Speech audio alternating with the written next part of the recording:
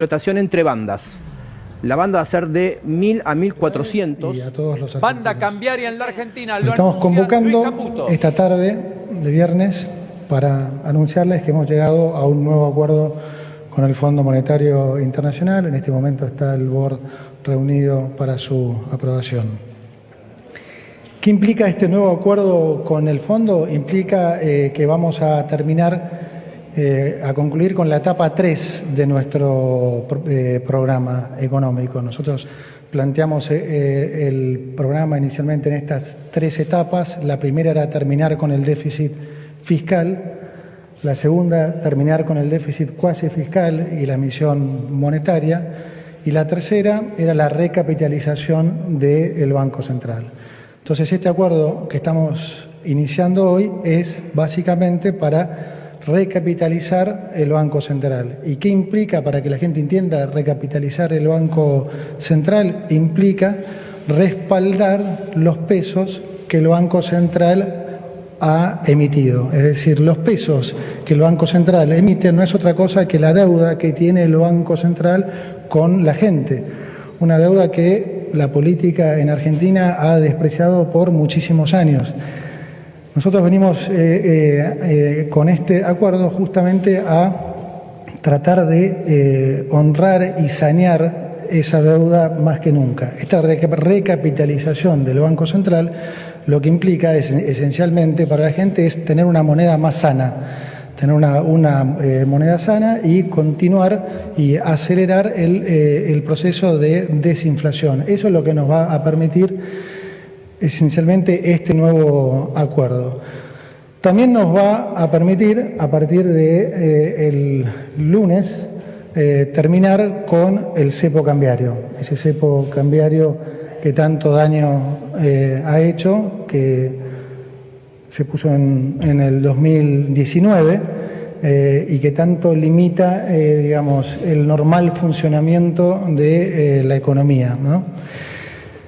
Terminar con el cepo cambiario dentro de este contexto macroeconómico de orden fiscal y de orden monetario, lo que inevitablemente va a generar es que empiecen a entrar inversiones que hoy están pendientes de que Argentina diera esta nueva etapa, de que pudiéramos terminar con estas restricciones cambiarias.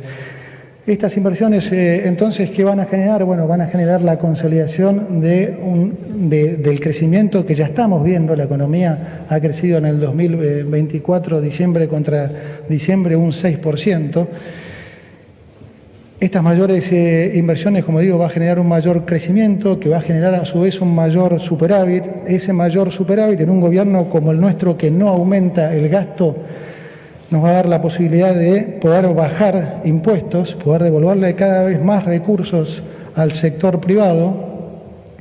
Va a permitir entonces también que haya más empleo y mejores salarios, algo que Argentina, realmente una situación económica que no se vive desde hace muchísimos años. Tengan en cuenta ustedes que Argentina no crece a nivel de país, sino crece a nivel de empleo desde hace 14 años, ¿no? Bueno, voy a arrancar, sé que el tiempo es tirano, pero quiero arrancar con agradecimientos porque hay muchísimo trabajo atrás de esto que estoy anunciando y realmente siento que cada uno de los que está acá acompañándonos merece ese reconocimiento. Así que mi agradecimiento primero acá al chabón que tengo acá al lado, amigo, al presidente del Banco Central.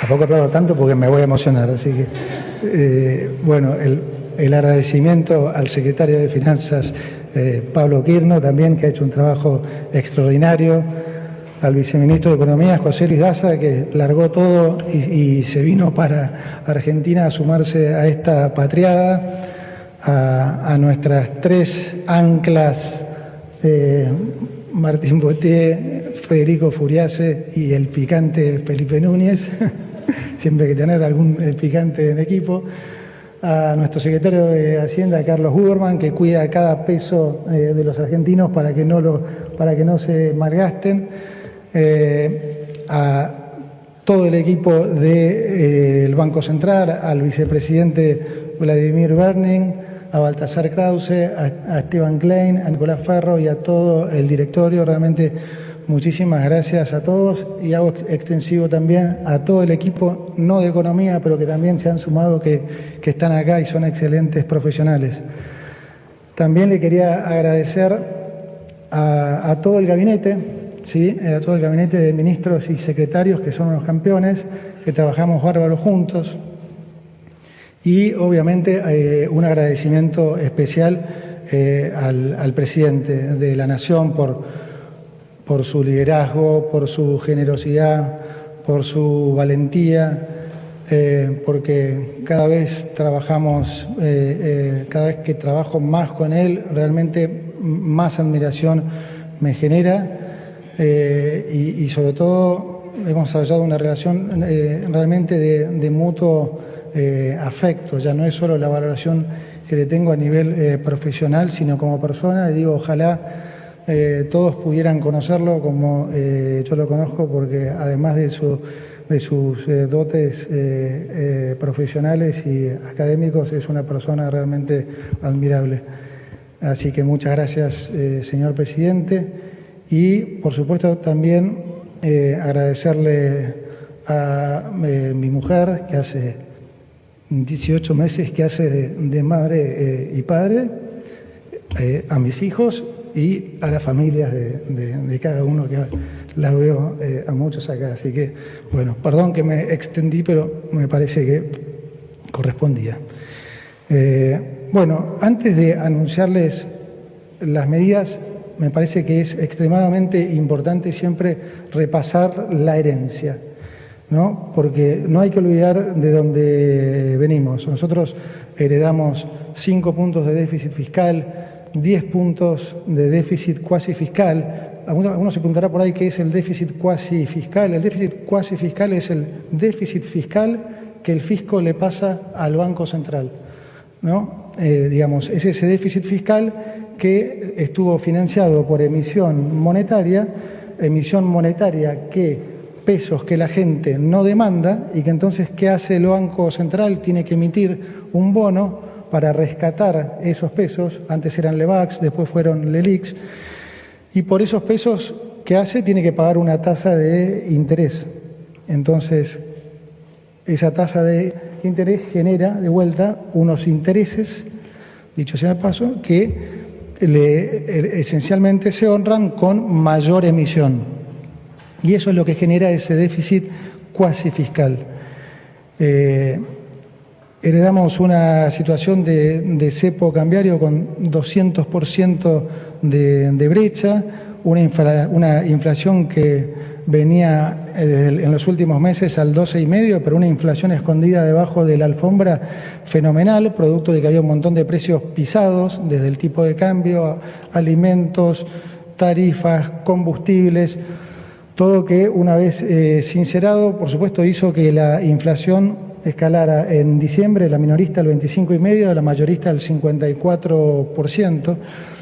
Un descalabro monetario sin precedentes, es decir, digo sin precedentes porque el descalabro venía tanto del lado de la demanda como del lado de la oferta. O sea, del lado de la demanda estábamos en niveles de demanda de dinero muy próximos a lo que fueron los niveles que gatillaron hiperinflaciones.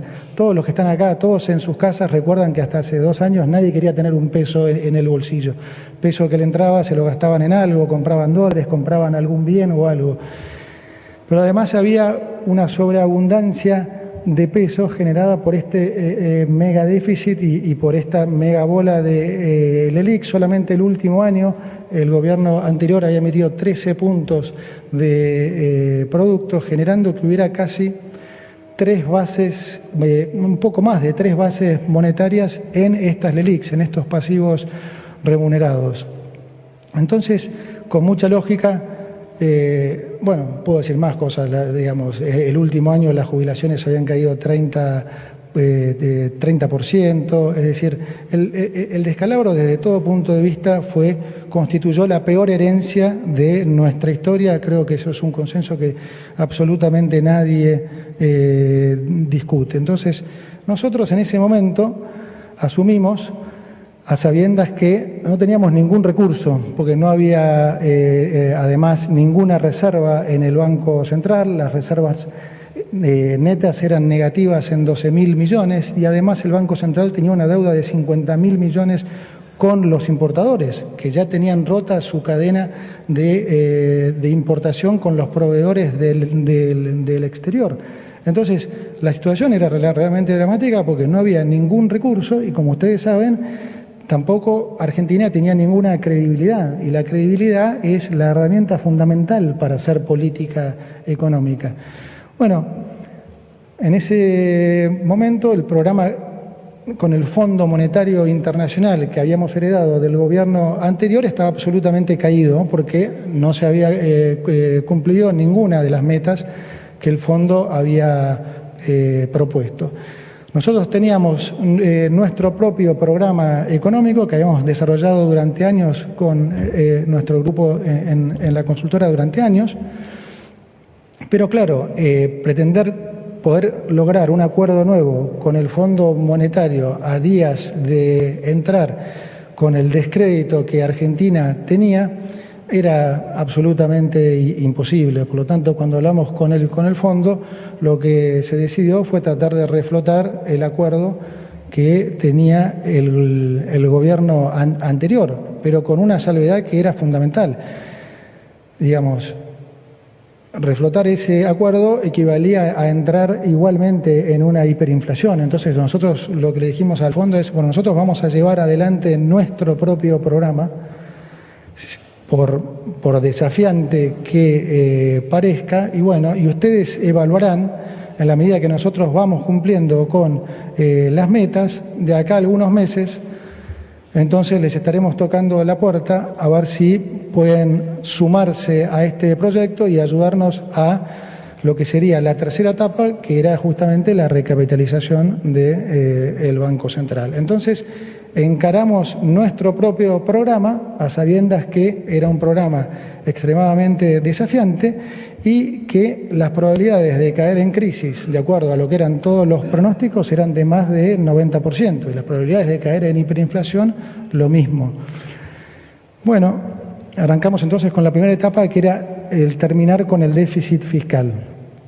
El déficit fiscal heredado de 5 puntos lo terminamos en el primer mes de nuestro mandato. Esto fue algo revolucionario, absolutamente inesperado, acá y en el resto del mundo. De hecho, nadie lo creía, aún cuando lo seguíamos cumpliendo con el correr de los meses. Entonces, digamos que con esto logramos derribar varios mitos, por lo menos tres mitos.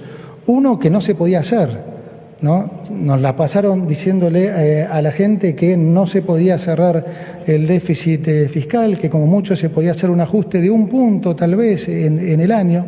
Bueno, nosotros pudimos hacer de vuelta 5 puntos en el primer mes de nuestro mandato. Derribamos un segundo mito, que era el de que iba a ser, el de que no era socialmente aceptable, de que si se hacía una cosa así iba a haber una revuelta en la calle. Bueno, nuestro presidente se pasó por 2 años explicando cuál había sido el verdadero problema del país, que durante 123 años, de 123 años en 113 el país había corrido déficit fiscal, que de las 22 crisis que habíamos tenido, 20 habían sido de origen fiscal. Bueno, finalmente eso terminó permeando en la gente, que empezó a entender. Nosotros también, cuando llegamos, explicamos esto lo más claramente que pudimos, y la realidad es que hicimos este ajuste y hoy la popularidad del presidente sigue absolutamente intacta, y de hecho creo que la gente valora hoy, que se da cuenta que en realidad lo que estamos haciendo nosotros es cuidar su plata, es cuidar la plata de los contribuyentes. No es plata nuestra, es plata de los argentinos, y nosotros lo que estamos haciendo es cuidarla.